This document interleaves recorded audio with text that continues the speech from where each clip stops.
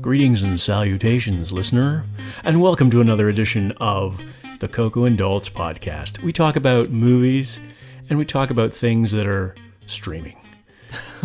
I think that's the same thing. Well, not necessarily.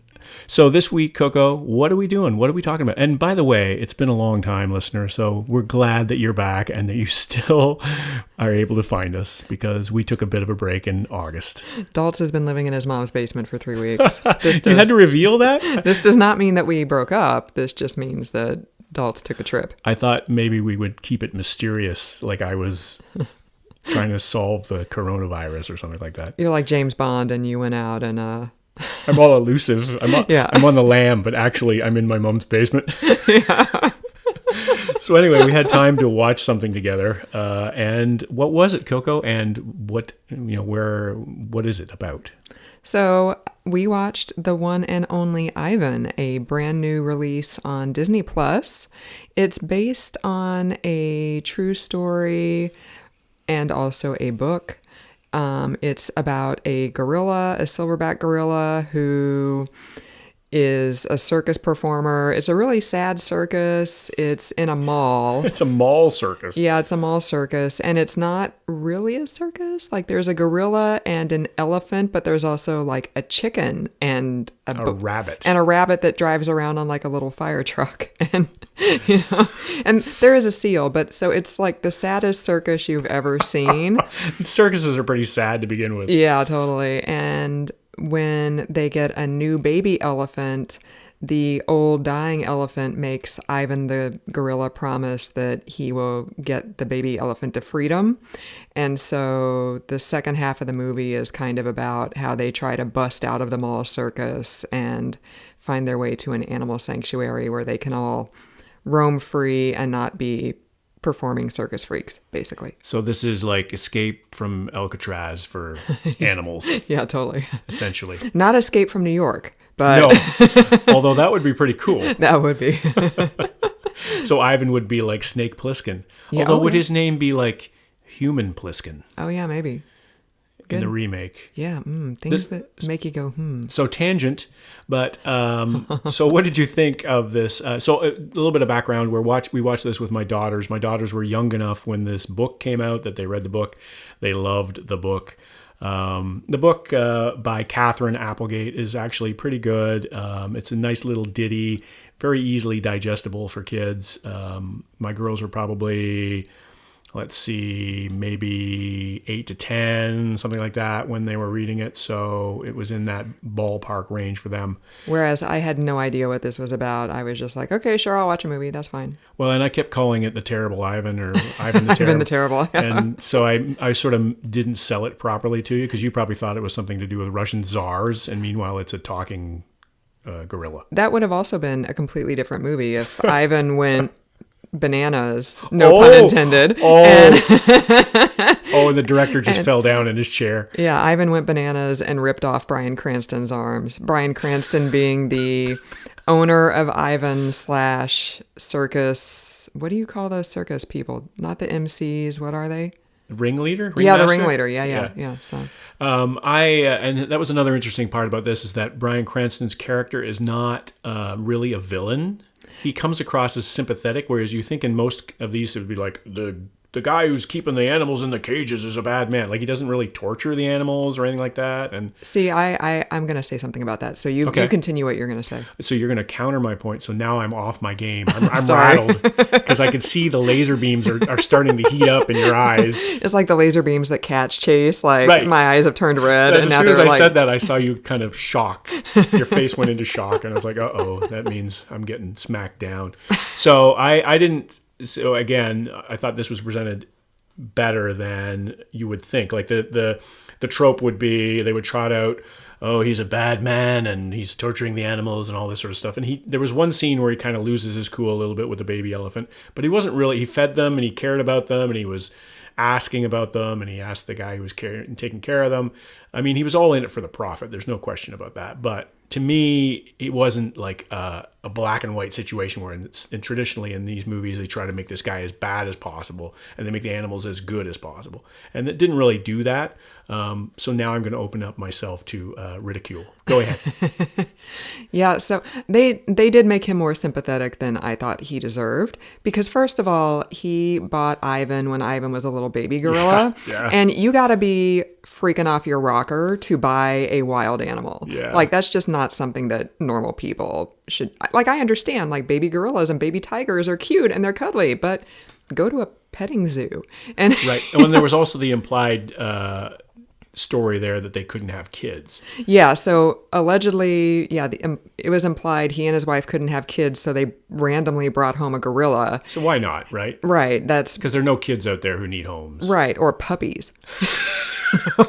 Kittens. Or fish. Right, exactly. And everything was going great until the gorilla started to grow up like gorillas do and started being destructive and the wife walked out and I'm like, yeah, that's a pretty normal lady response. And then you see like the scene So of I can't bring home a gorilla is what you're saying? like, and then you see like Bryan Cranston and Ivan in bed and they're like, touching foreheads. And he does lose his cool with the baby elephant when he's trying to train her.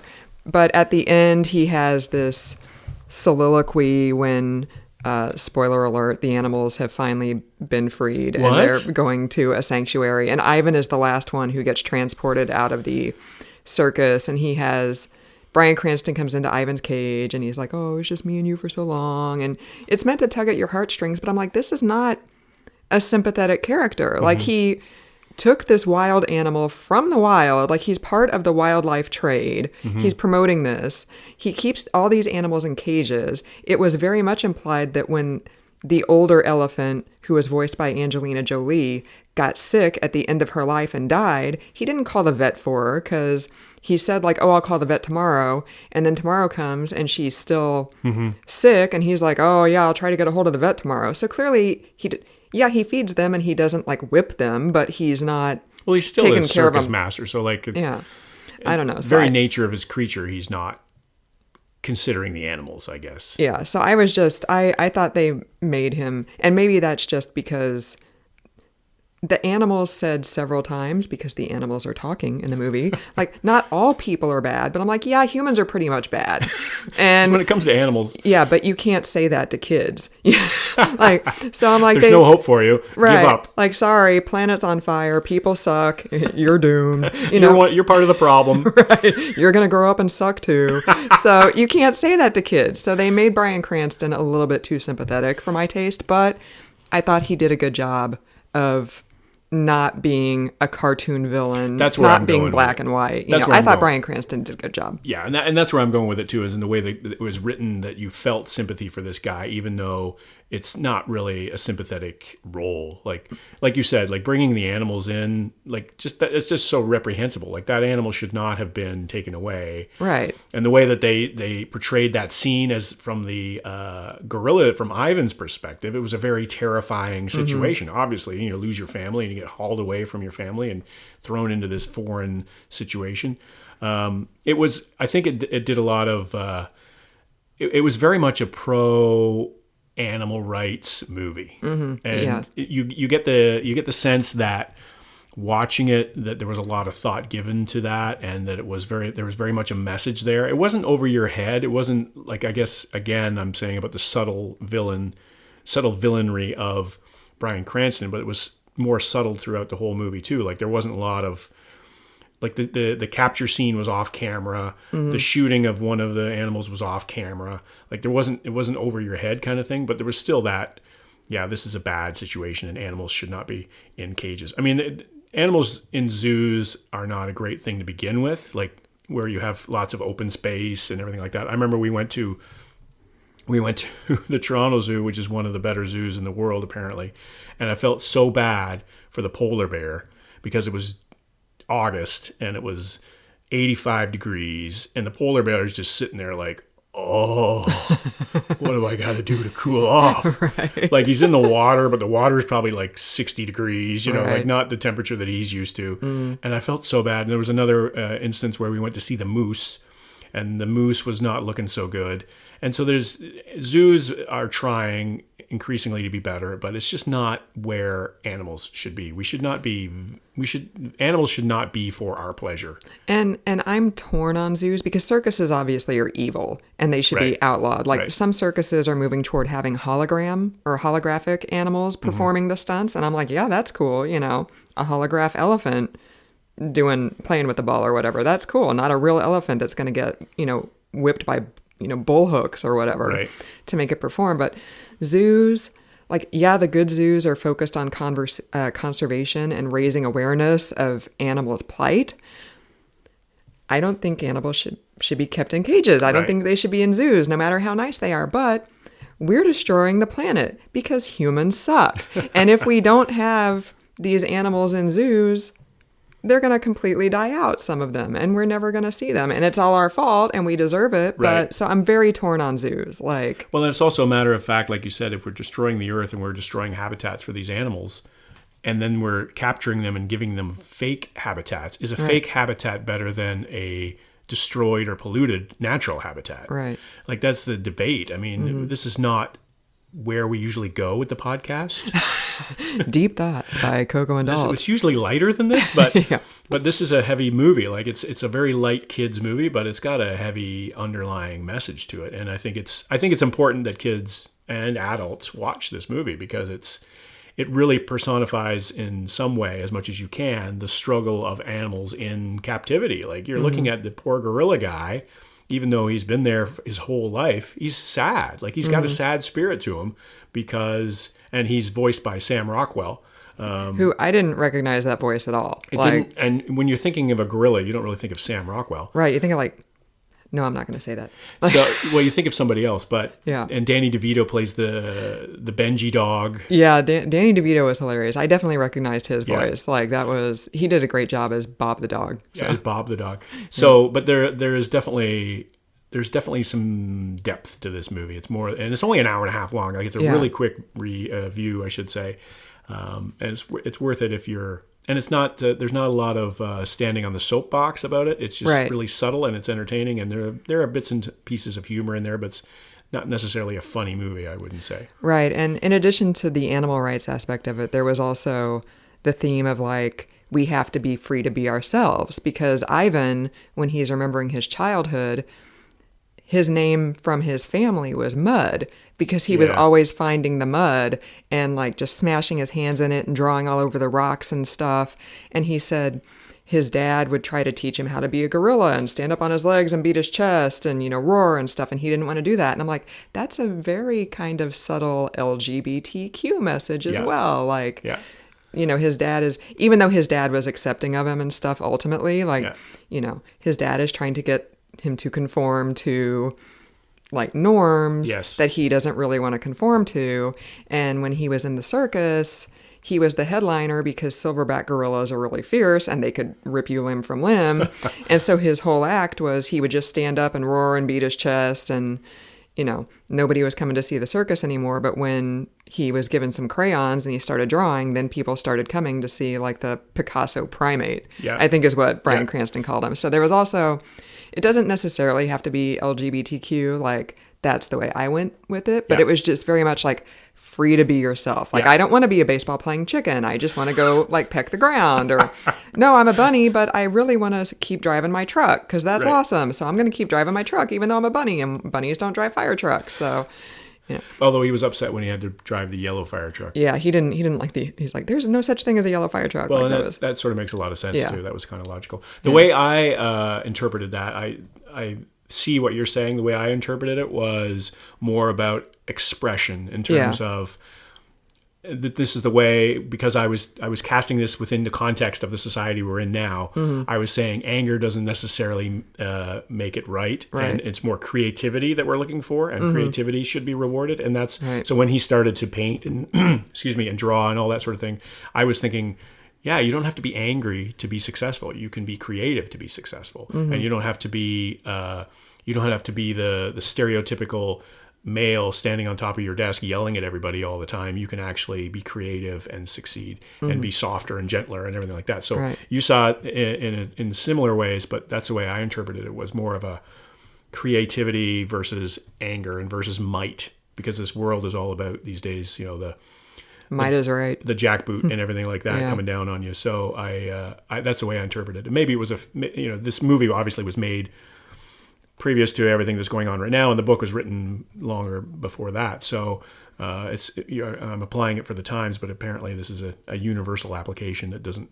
It's timeless. Yeah, just everybody's free to be themselves. Yeah. Like you just got to be what you want to be, and everything will work out. And the ending was a little bit on the cheese side, but you kind of expected that. Yeah. I was expecting the double cross. Right. So they finally closed the circus. Like people started rallying. The public wanted the circus animals to be free. So Bryan Cranston closed up the circus, and they came and they put everybody in cages and they took them away allegedly to the animal sanctuary. But Ivan fell asleep in his cage.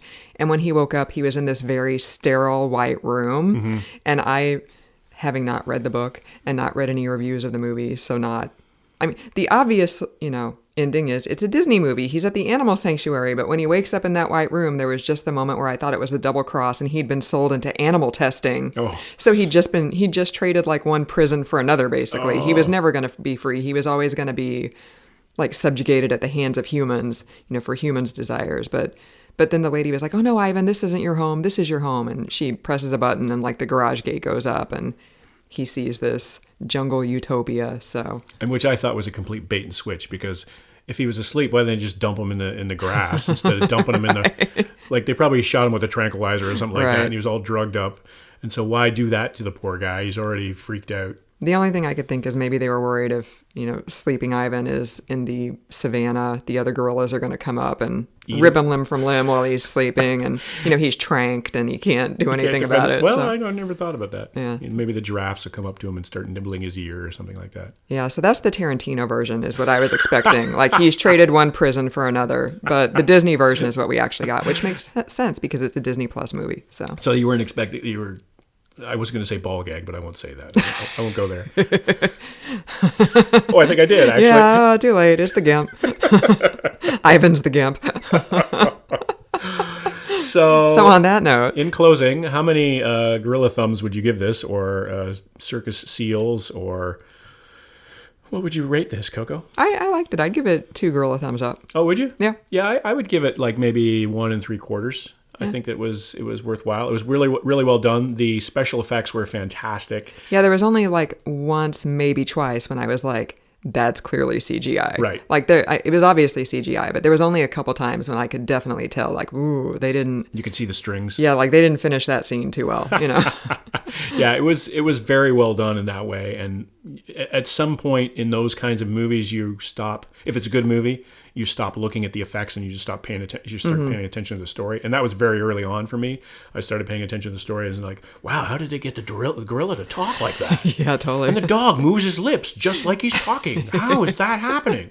The bunny riding a fire engine. Like eventually that novelty wears off, and you just buy into the movie. And like I said, that happened to me very early on, so I was impressed with that. So good job.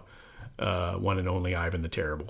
And they it was, like Dalt said, only an hour and a half, and it zipped by. Like Yeah. it didn't. There weren't any points where I was like, oh God, this is the longest hour and a half of my life. Like it was Padding. right. It was a very good pace.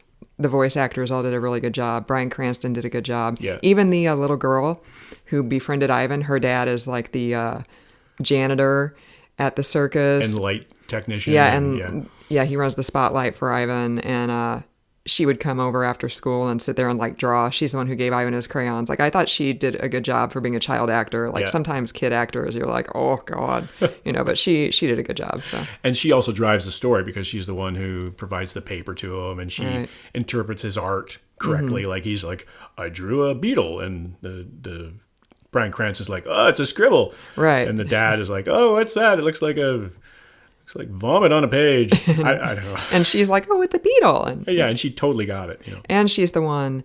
So after the first escape attempt by the animals, of course, the media shows up because the media, they're meddlers and they just want to destroy everything. The villains. And so the little girl like goes to the news lady, and after that is when all the free Ivan demonstrations start outside the Big Top Mall and arcade. So yeah, she does drive the story a lot. So there's one thing that was completely unbelievable if this movie was set in current day. Now, the book was written in 2012, so it was a different aspect entirely. But one thing that I didn't believe in this, especially in this current age, is that malls were a thing. So, it was a pretty crappy mall. It was a crappy mall. It was definitely on the downslide of its life because even one day Bryan Cranston came in and somebody who had like a souvenir shop was closing up and going to the mall across the town. Right. Yeah, so it was definitely... Well, the true story it was based on, the real Ivan got released to a zoo in like 92, 93, something like that. Yeah. And like all the cars in this movie were like older. 80s era cars. Yeah. So, you know, maybe it was like... I mean, malls were still a thing in the early 90s, but it was definitely... It foretold the retail apocalypse that we're currently in. Oh, man. Not a joyful movie for our times in that way. No. But freedom. Well, I think we're all trying to get out these days, so maybe there's that to this movie. We're all trying to get out of our cages. That's true. That is true. That's a metaphor for our current lives. Right. So it actually is a much deeper movie than anybody anticipated. We're sitting here talking about, you know, Bryan Cranston's wig, and it's actually about the cage of human existence. It is, actually. Yeah. It is. It's not just a kid's book made into a movie. Right. There's a lot of stuff here. It's a metaphor. It's a metaphor. So, Coco, do you want to ride us out of here with where people can find us? As a matter of fact, I do. Oh, good. Yay. I'm glad you said yes to that, because I don't know half of the places. I don't either, because it's been a while since we've done this. Right. Are we still available in these places? Fingers. You can find us at your mall. You can find us in your mom's basement. Or wherever you listen to podcasts, which includes Apple Podcasts, Stitcher, Spotify, Pandora, SoundCloud, TuneIn. We are now on the Ghana platform in India. So we're actually pretty big in India right now. Yeah, so if you are Indian or you have friends or family on the subcontinent, let them know they can find us on Ghana. We are also on Google Play and YouTube. iHeartRadio. We're also on iHeartRadio. Mm-hmm. Did you say SoundCloud? Yes, I said SoundCloud. Okay. And if you want to reach out and let us know what you think of today's podcast, what you think of previous podcasts, what you want to hear us podcast about in the future, you can email us at cocoandalts@gmail.com. You can also DM us on Twitter and Facebook. Our handles are Coco and Dalts. You can also check out our website, cocoandalts.com, for reviews of other movies, TV shows, books, and music that we don't do on the podcast. And